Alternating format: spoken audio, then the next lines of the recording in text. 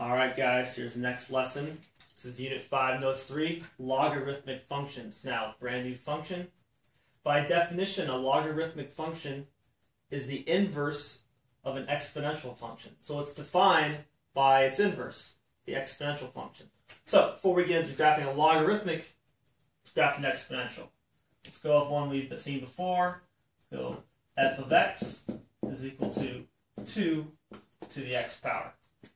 Alright, let's graph it using the table. So let's make it x, f of x here. Start with -2.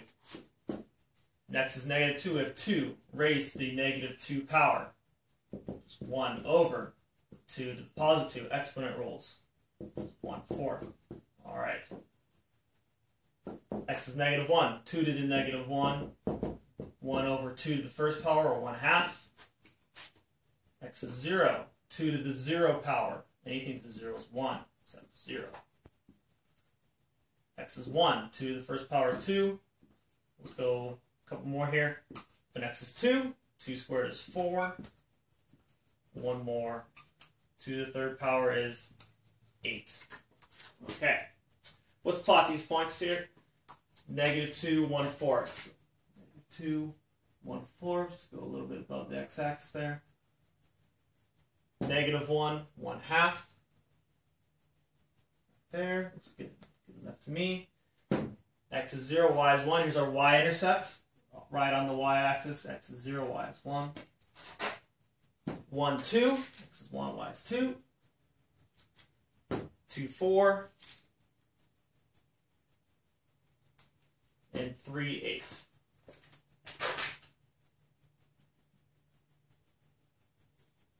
Alright, and so on. Of course, we can keep picking numbers for x and see our function is increasing exponentially very quickly.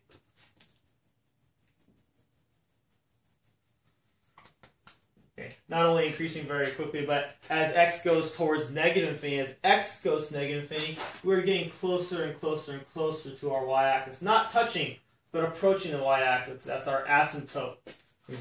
This function approaches 0. It never hits the x-axis. It never goes below, because even when your exponent is negative, by negative exponent rule, 1 over the base, now the exponent is positive. Okay. There's our exponential function. By our study from inverses earlier in the year. If you have the graph of an inverse, or the function, you can graph the inverse switching the x and y coordinates. So, right here, we got the inverse. X, f, inverse. Remember, when you have -1, it's not an exponent here. This means the inverse of f.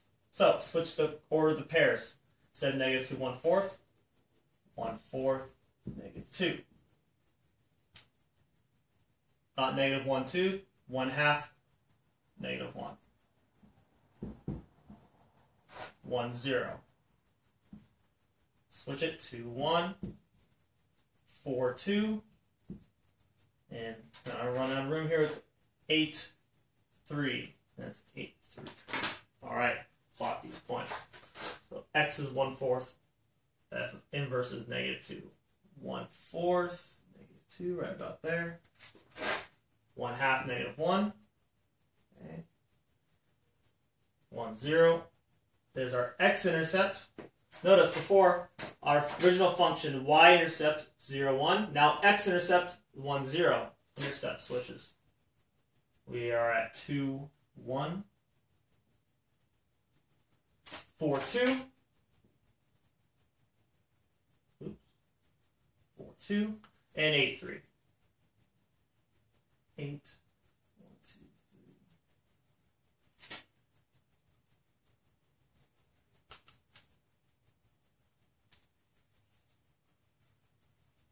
All right. There's our inverse. Notice how we had imagine that 45-degree line y equals x. Going like this. You see our functions were reflected over that line. Y equals x. Now, let's notice the differences between our function and our inverse. Not only do we switch the order of the points, our exponential function in black, exponential, as x increases, y increases, but increases faster and faster and faster, really fast. Our inverse is also increasing. This is our logarithmic function here in red. As x increases, y is increasing, but it's increasing very slowly. It's still, this arrow is still going to the right and up, just going up slower and slower and slower. Our exponential function had an asymptote, which was the x-axis. Notice what's switched here.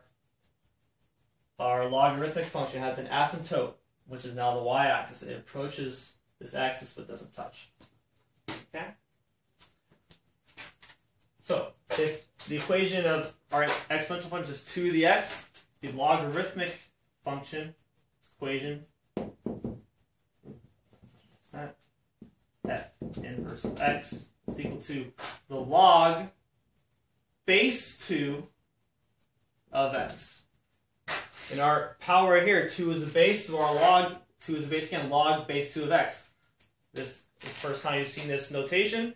We'll talk more about it in our next video. One last thing before the video sums up here. Talk about domain and range for our exponential function in black. Domain and range. Domain is our x values from left to right. Goes forever to the left. Going up, but also up and to the right. So domain, negative infinity to infinity. Range. Bottoms up. The lowest point. This graph is getting closer and closer and closer and closer to 0. But never touching 0. But it's approaching it. So from 0 goes up forever to infinity.